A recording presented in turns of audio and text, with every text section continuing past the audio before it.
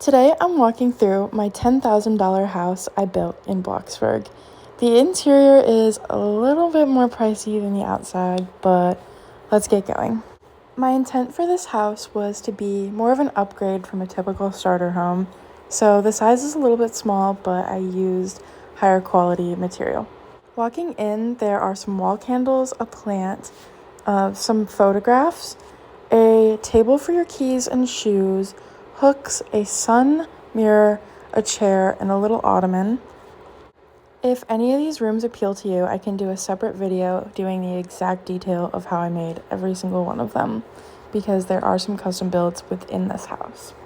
So coming into the living room, there are more photographs, a plant in the corner, a plant in another corner, then there's a couch and a reclining chair, along with the lamp on the side there, and I put this little table with a game because I just thought it would look good in that filler space.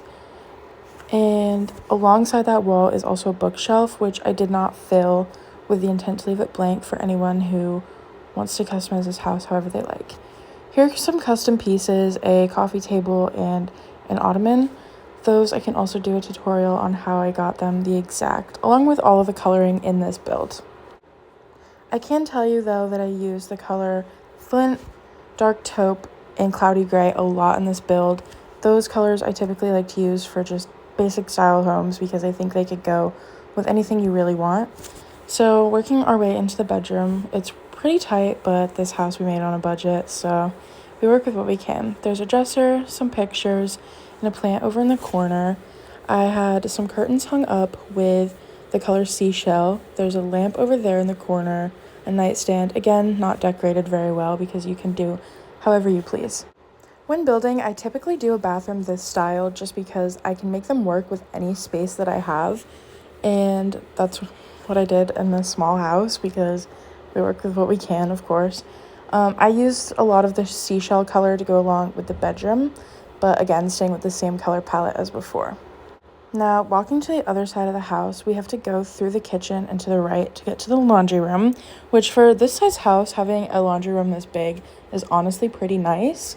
So you can see I stuck to the same color theme, but I also added an accent wall, just like I did in the bathroom, because I honestly think an accent wall kind of pulls the house together and makes them look nicer. So I changed the coloring to all the cabinets and pretty much most things in this build, which I can do a tutorial if you'd like. I didn't decorate it too much because I left it blank for anybody's personal preferences if you want to add whatever you'd like. For the kitchen, I used the same cabinets as the laundry room.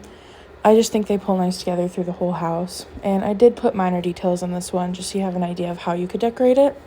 And with the space, design, layout, whatever you want to call it, it was hard to get a table in here that wasn't obnoxious. So I went with these countertops. I thought they were just kind of cool. They went a little bit with the theme of the house, but like a little bit more modern.